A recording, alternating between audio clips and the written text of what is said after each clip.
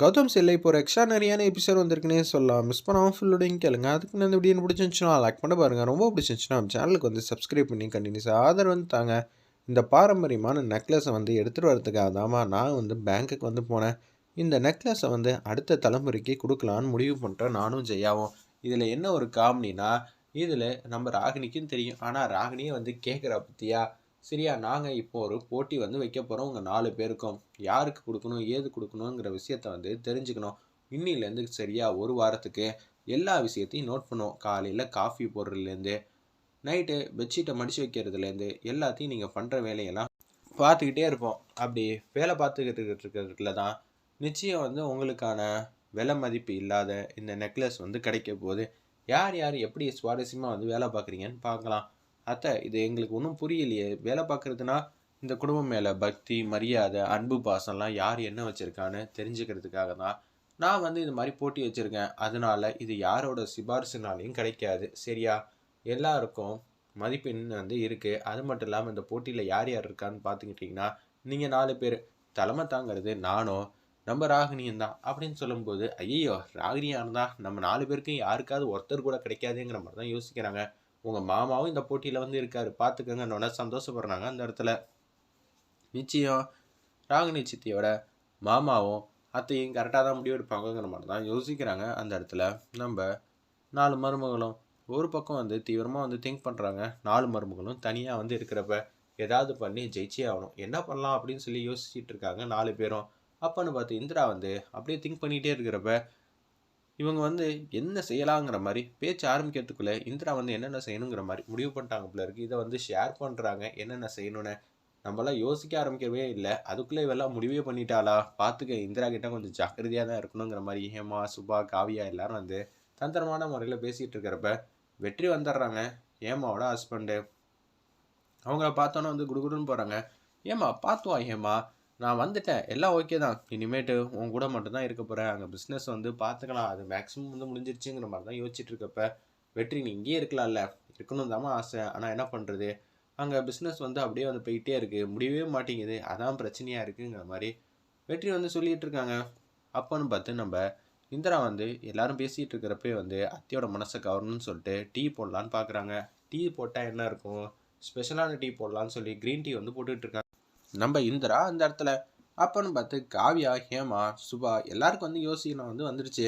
இந்திரா வந்து ஸ்கோர் பண்ணுறதுக்குள்ளே அடுத்தடுத்து நம்மளும் பெர்ஃபார்ம் பண்ணணும்னு சொல்லிட்டு ஜெயாக்கு வந்து க்ரீன் டீ வந்து எடுத்துகிட்டு வந்து கொடுக்குறாங்க. என்னடி இது கஷாயம், கஷாயம் இல்லாத க்ரீன் டீ, இதெல்லாம் வேணாம் எனக்கு அப்படின்னு சொல்கிறாங்க. அதான் இது கொஞ்சம் நல்லா இருக்கும் அத்தை, குடிச்சு பாருங்க அப்படின்னு சொல்லும்போது அதெல்லாம் ஒன்றும் வேணாங்கிற மாதிரி சொல்லிடுறாங்க. காவியா வந்து ராமச்சந்திரனுக்கு வந்து காஃபி வந்து கொடுக்குறாங்க. வாவ் சூப்பராக இருக்குமா அப்படின்னு சொல்லும்போது, பாத்தியா காவியா தான் தங்கமான மருமக அப்படின்னு சொல்லிட்டு இருக்கிறப்ப சக்கரை தூக்கலாக இருக்கு. என்னது சக்கரை தூக்கலாக இருக்கா, காஃபியை கொடு அப்படின்னு சொல்லி குடிச்சிங்கன்னா அவ்வளோதான், கை கட்டினது வாய் கெட்டாமல் போயிடுச்சு. சே, ராமச்சந்திரனுக்கு கொடுத்து வைக்கல, பேசாமல் வந்து குடிச்சிருக்கலாம் அப்படின்னு சொல்லும்போது ஏமா வந்து காஃபி எடுத்துகிட்டு வராங்க அவங்க ஹஸ்பண்டுக்கு. என்ன ஏமா நீ எல்லாம் கேட்டால் கூட தரமாட்டியே, உனக்கெல்லாம் காஃபி போட தெரியுமா. வெற்றி வந்து அவங்க ஒய்ஃப் ஏமா கிட்ட வந்து பேசுகிறாங்க. அப்போன்னு பார்த்து, டே வெற்றி இனிமேட்டு எல்லாம் அப்படிதான்டா, என்ஜாய் என்ஜாய், இன்னும் ஒரு வாரத்துக்கு வந்து நீ கேட்டது எல்லாமே கிடைக்கும், சாப்பாடுலேருந்து எல்லாம். என்ன அந்த நெக்லஸுக்காக வந்து எல்லா மருமகளும் வந்து செம்மையாக வந்து உழைக்க போகிறாங்க அப்படின்னு சொல்லும்போது சுபா வந்து கரெக்டான காஃபி இஞ்சி டீ எல்லாம் போட்டு சூப்பராக எடுத்துகிட்டு வந்திருக்காங்க. இஞ்சி ஏலக்காய் இதெல்லாம் போட்டு பக்காவாக வந்து டீ எடுத்துகிட்டு வந்திருக்குது. சூப்பரான மருமகனா அது நம்ம சுபா மட்டும்தான் சொல்லி அந்த இடத்துல வெகுவாக வந்து சுபா வந்து பாராட்டுறாங்க. இதை கேட்டோன்னு வந்து சந்தோஷப்படுறாங்க வீட்டில் இருக்கிற எல்லாரும். உடனே ராகினி வந்து இக்க வச்சு பேசுகிறாங்க. சுபாவும் சரி ஏமாவும் சரி இந்த வீட்டுக்கு எப்போதும் நல்ல மருமலாக தான் இருந்திருக்காங்க. ஆனால் 2 பேர் வராத இருக்கிற வரைக்கும் அது காவியாவும் இந்திரா வந்ததுக்கப்புறம் தான் தலைகீழ மாறிடுச்சு அப்படின்னு சொல்லிட்டு இருக்காங்க அந்த இடத்துல.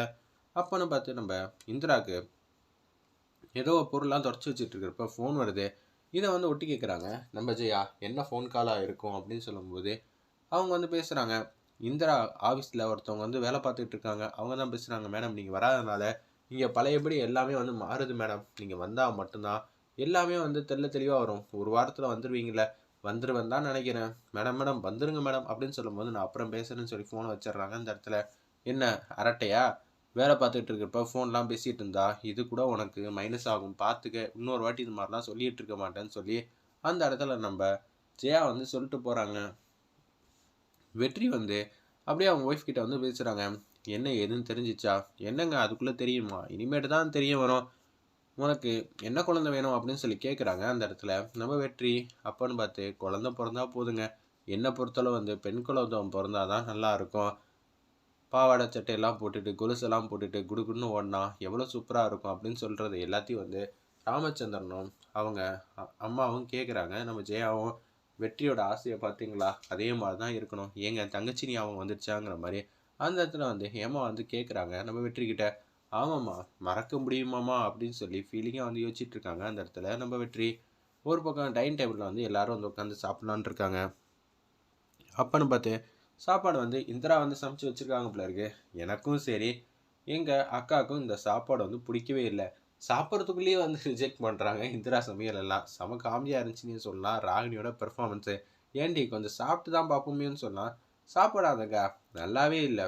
ராமச்சந்திரன் மட்டும் சாப்பிட்டுட்டு பாராட்டுறாங்க. ராமச்சந்திரன் மட்டும் பாராட்டினா போதாதுமா, நாங்களும் சேர்ந்து பாராட்டணும் சரியா? அப்போ தான் அவனுக்கு ஃபேவராக எல்லாமே நடக்கும். காவியா, சுபா, அடுத்தது நீங்கள் வந்து என்ன சமைச்சிருக்கீங்க காட்டுங்க. ஏம்மா நீ என்ன சமைச்சிருக்க? எப்படி இருந்தாலும் இந்த விஷயத்தில் சுபாவை அடிச்சுக்க ஆள் இல்லைங்கிற மாதிரி தான் ராகினி வந்து பேசுகிறாங்க. வெயிட் பண்ணி பார்ப்போம்.